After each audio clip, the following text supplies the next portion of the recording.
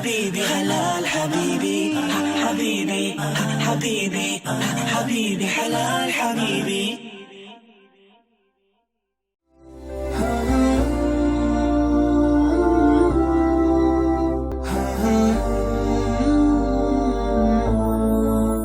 أعوذ بالله من الشيطان الرجيم بسم الله الرحمن الرحيم والصلاة والسلام على أشرف المرسلين سيدنا محمد صلى الله عليه وسلم وعلى آله وصحبه أجمعين. I welcome you to Reminder this Ramadan, and today we're going to be talking about something very important. This is relationship acts for the Muslim. We're going to be talking about the things that a Muslim, male or female, need to know when you're planning to get married. This topic is very, very important because marriage is half of faith. That's what the Prophet ﷺ said. And if something is half of faith, then it should really take a big role and we should attach a lot of importance to it in our lives. Now, the thing is, for the Muslim man or woman who is planning to get married, you need to first of all know that your intention matters a lot. Why do you want to get married? But if you get married solely for the purpose of pleasing Allah and His Messenger, then you are going to get rewarded for it. So we need to renew our intentions and refine the reasons why we want to get married. That's number one. Number two is that, do you think, oh, we're falling in love with this brother, or I'm excited about this sister, and you just want to rush to get married? Have you prayed about it? The Prophet ﷺ said that we should pray about everything. We should pray to Allah to guide us and assist us in everything we do, to the point of even tying our shoelaces. So if you're going to pray to Allah something as mundane as how to tie your shoelace, there's nothing as important as praying about asking Allah to guide you about who you want to get married to. Is it the best person for you? All that glitters is not gold. Sometimes what you see isn't really what you get. So you need to seek for Allah's guidance, and Salatul Istikhara is the salat that the Prophet ﷺ has recommended for us, that we should, use to seek for Allah's guidance. Apart from that, Allah has also encouraged us to seek people's advice. Who knows this person? Who can tell you about the character or the personality of this man or this woman? You need to speak with people. You need to ask questions. And when people actually tell you that, look, slow down, this person might not be good for you, don't just say, oh no, you don't know him or you don't want good for me. It's important to actually investigate some of these things and ensure that you're not jumping into something that will affect your life negatively. Now, if you've prayed to Allah about it, if you have the right intentions and you've sought information from people and you're sure that this is the person that you want to spend the rest of your life with, it is important that you allow the injunctions of Allah to guide you as you relate with this person. Don't throw caution to the wind.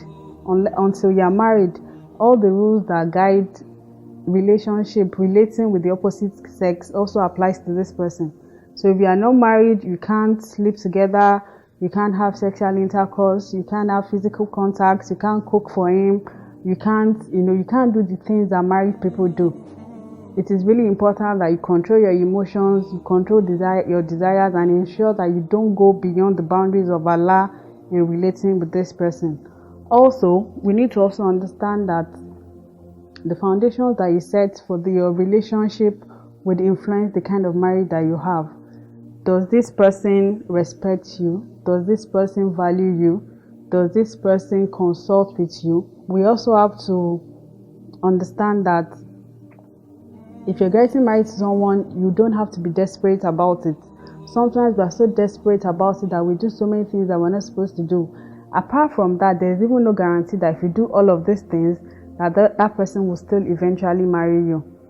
So we need to actually watch it. Also, if you are a man and you want to marry someone and the person is making you feel like if you don't pick all of the bills and do all of these things that they can't marry you, then you need to wonder, why is this person marrying you? Are they marrying you for you, or are they marrying you because of what they can get from you? And we also have to know that faith is also very important. In all of these things, you cannot, it's the first thing you are even supposed to watch out for. Then you also have to understand that your faith is very important.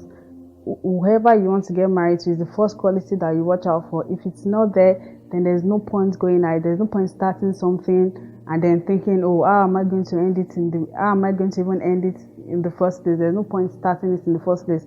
If you want to marry someone and you are not comfortable, you are unhappy, you are shy about letting people know that's the person you want to get married to, then that means you really need to watch it. That means you're not comfortable with that person.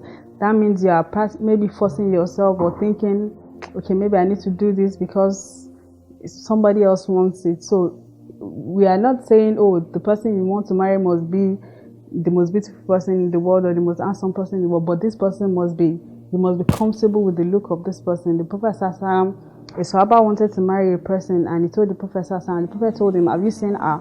Then you need to go and see her. So you need to be comfortable with the look of this person, with the personality of this person. Another thing is that sometimes we get married, when we're planning to get married, we assume that, look, once we get married, the world is going to be perfect. Everything is going to be just rosy, that we're not going to have any problems. That is, a misconception that shocks people when they get married, because eventually when they get married and the challenges and the realities of marriage come, they will not be able to handle it, because their perception when they were going into marriage was that marriage is going to be rosy and there's not going to be any problem. The reality is that marriage is half of it. Like I said earlier, it is an institution that will determine your life, the life of your children, and that would eventually determine the kind of life. It's going to influence your life.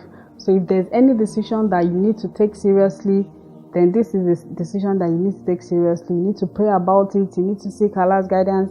You need to seek the guidance of people, consult with them, and you need to ensure that you do not get carried away and break the boundaries of Allah in your relationship and the way you do things with this person when planning to get married. The month of Ramadan is a great opportunity to pray to Allah.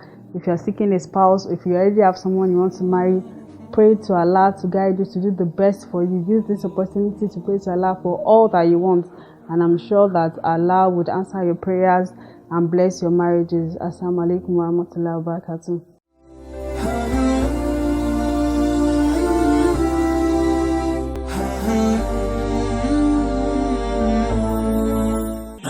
حبيبي حلال حبيبي حبيبي حبيبي حبيبي حلال حبيبي